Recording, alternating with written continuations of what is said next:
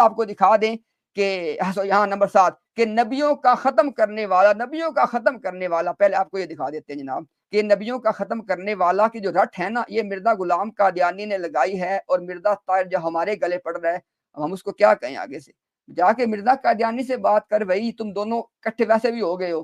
یہ دیکھیں ذرا، یہ دیکھیں جناب، یہ روحانی خزائن والیوم نمبر 3 پیج 431 ما کان محمد ابا احد من رجالکم ولکن رسول اللہ وخاتم النبیین۔ وہی آیت آ گئی، محمد صلی اللہ علیہ وسلم تم میں سے کسی مرد کا باپ نہیں ہے مگر وہ رسول اللہ ہے اور ختم کرنے والا ہے نبیوں کا۔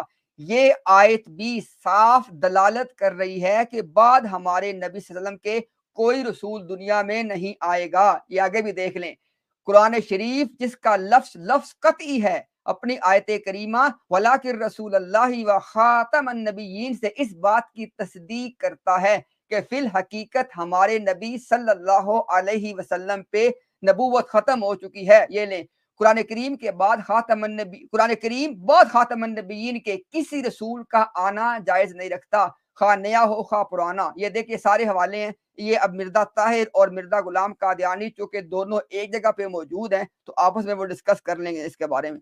اچھا آگے جناب، وہ اینڈ پہ اس نے کہا تھا خاتم کا معنی ہوتا ہے خاتم الشعراء، خاتم الدس، خاتم الدس۔ یہ دیکھیں خاتم کا معنی ہم آپ کو کروا دیتے ہیں۔ یہ جناب مرزا غلام قادیانی نے کہا، آپ کو مرزا غلام قادیانی بتا رہا ہے کہ جناب محمد الرسول اللہ صلی اللہ علیہ وسلم نے خاتم النبیین کے کیا معنی کیے، جاننا چاہتے ہیں؟ اچھا جی جان لیں۔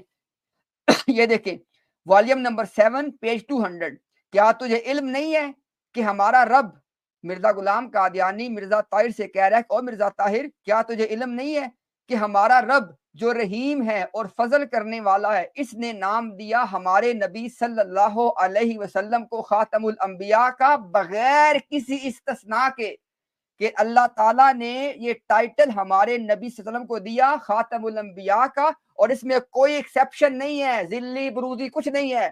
آگے دیکھیں ذرا، اور طالبین حق کے لیے ہمارے نبی نے واضح الفاظ میں اس کی تفسیر اپنے اس قول سے کر دی لا نبی آبادی۔ اب دیکھ لیں، مرزا طاہر آپ کو بتا رہا تھا کہ اس کا ترجمہ یہ کرنا کہ آخری نبی یا جن کے بعد کوئی نہیں آئے گا یہ غلط ہے، فلانا ہے، کا خاتم الشعراء ایسے کر کے ہوتا ہے۔ اور مرزا غلام قادیانی کہہ رہا ہے کہ جناب محمد الرسول اللہ صلی اللہ علیہ وسلم نے خود تفسیر کر دی ہے، اور آپ کو آخری حوالہ بھی اس پہ دکھا دے، پہلے بھی دکھایا دوبارہ دکھا دیں تاکہ آپ اگر مس کیا دوبارہ نوٹ کر لیں۔ ختم نبوت کے متعلق میں پھر کہنا چاہتا ہوں، مرزا کہتا ہے یہ جناب کہ خاتم النبیین کے بڑے معنی یہی ہیں کہ نبوت کے امور کو آدم علیہ السلام سے لے کے آ حضرت صلی اللہ علیہ وسلم پہ ختم کیا۔ آگے کہتے ہیں یہ تو موٹے اور ظاہر معنی ہیں۔ اب مجھے بتائیں کہ موٹے معنی اور ظاہر معنی وہ مرزا طاہر بتا نہیں رہا آپ کو، اور مرزا طاہر آپ کو کیا بتا رہا تھا؟